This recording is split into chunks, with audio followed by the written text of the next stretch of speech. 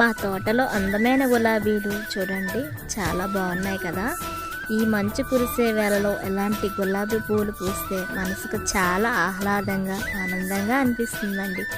చిన్న కుండీలో ఇలాంటి గులాబీలు పూయటం, చాలా ఎక్కువగా పూయటం చాలా ఆశ్చర్యంగా అనిపిస్తుంది కదా.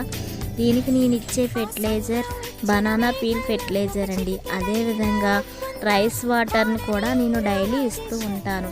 నైట్ మిగిలిపోయిన రైస్ వాటర్ని, గంజిని పడేయకుండా మన మొక్కలకి వేసినట్టయితే ఇలాంటి మంచి హార్వెస్టింగ్, మంచి ఫ్లవర్స్ని మనం తీసుకోవచ్చండి. ఈ టిప్ మీకు నచ్చిందా? అయితే మీరు ట్రై చేయండి. Happy gardening friends. లోక సమస్త సుఖినో భవంతు.